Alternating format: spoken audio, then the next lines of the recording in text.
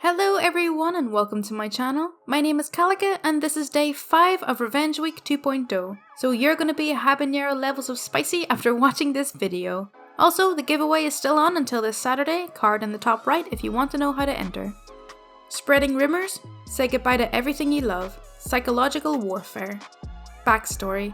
So I dated someone for 1 to 1.5 years. It was a great relationship while it lasted. Eventually lost feelings and drifted. Other person's name will be Zed. Using said instead of pronouns to avoid anyone finding out it's me. The beginning. Once we stopped seeing each other, Zed became jealous that I was seeing other people because we ended on a sour note. Zed began making up rumors about how I was harassing Zed and the family. Rumors spread. Zed tried to tell people that I had my mum break up with Zed for me, I am younger, and that I also hit Zed and verbally abused Zed during our relationship. Yeah, Zed was that kind of crazy. Lucky for me, no one really believed Zed because I didn't actually do that and they just kind of distanced themselves from Zed. Here's where things get good. Incident 1. I was a stoner and Zed took someone's phone who I was texting about weed crap and sent those screenshots to the principal of my school. Most of the faculty backed me up, saying I wouldn't do that kind of stuff in school, so they just searched my things and sent me on my way. Payback 1. Since I'm relatively nice to people, I know they were all on my side. I just had everybody ignore Zed, including some of Zed's best friends for as long as they chose. I let this sit and simmer for about a week or so, just to see how Zed would react. Zed went ballistic, and this is when it gets crazier. This is when the family gets involved. Incident 2. Zed's mum texts mine and tells her that I'm smoking weed. My mum is pissed at me, but she kinda gets it, so she just tells Zed's mum to basically F off. Payback 2. This was simple payback but hilarious. Every time I saw Zed or the mum, I would just act like I was stoned, because there's nothing they can do about it. I brought back payback 1 for the fun of it. At this point, Zed had lost most friends. Incident 3. Zed accuses me of looking at Zed's car. Yeah, looking, and calls the police on me. Zed told the cops that I was trying to break in, even though I was like 50 feet away and talking to my friends across the street. Cops told Zed that nothing was illegal about what I did, and that Zed should call if something were to actually happen. No payback. I decided Zed looked dumb enough and was already losing friends, so I took it easy. Incident 4. Oh boy, this one is a treat.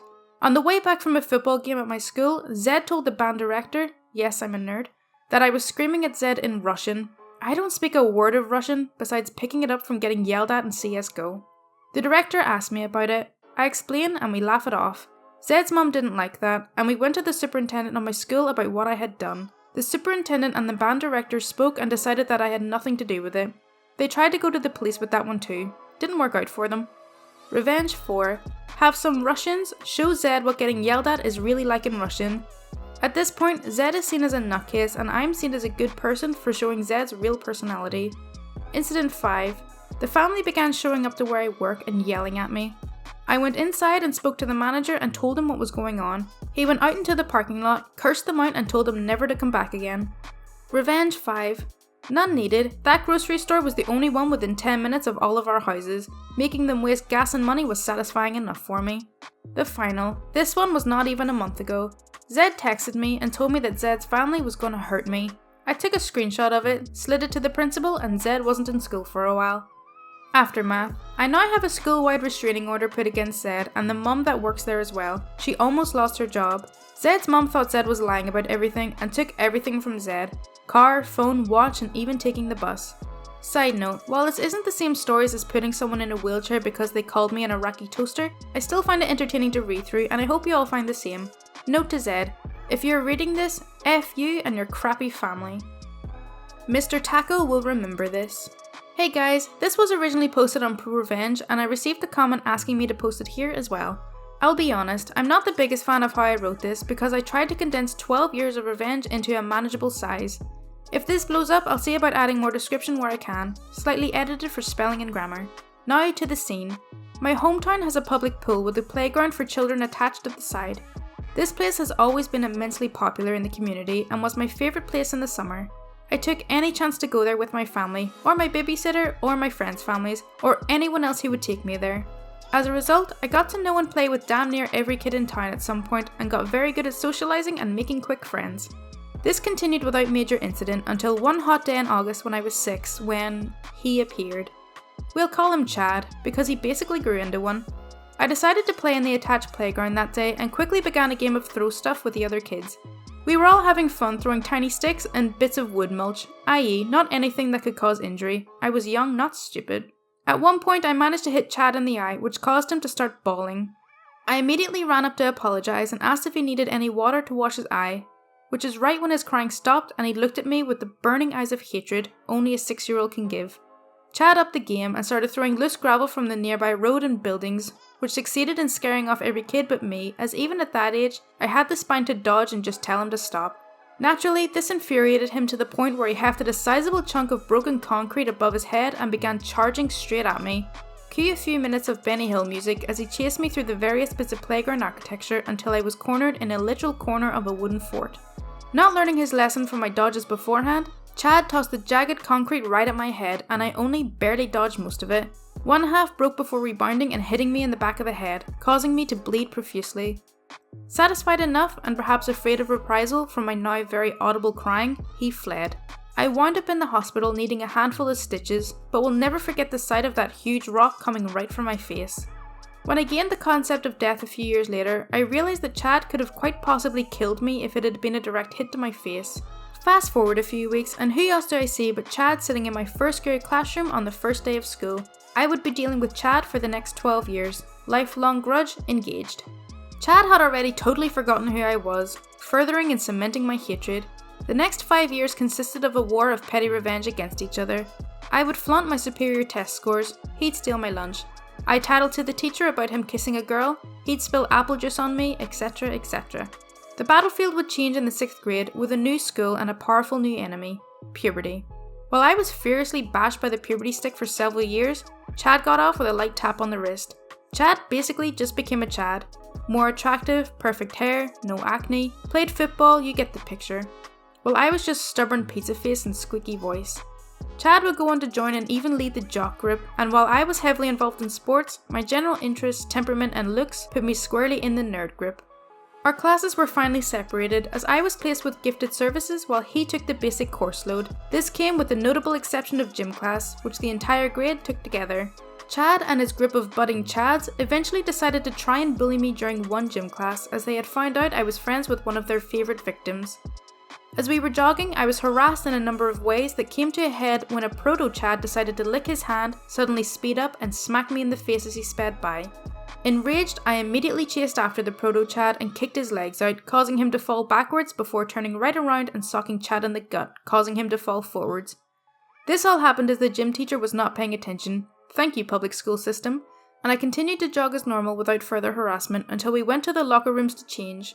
On my way out, Chad had the brilliant idea to rabbit punch me in the back of the head but not continue his assault after the initial surprise. I stayed standing, turned around, saw his crap-eating grin and proceeded to royally F his crap up 6 ways to Sunday. His retreat took him through the still-changing half-naked throngs of preteens that crowded the narrow space. Once clear, he attempted to turn and run, which only allowed me to grab and throw him face first into a locker, at which point, the gym teacher finally came to do his job and ended the fight. Chad would go on to claim victory as he had thrown the first punch, but surprisingly enough, none of the Chads ever seemed to mess with me again. Fast forward through a handful of light shenanigans until the freshman year of high school.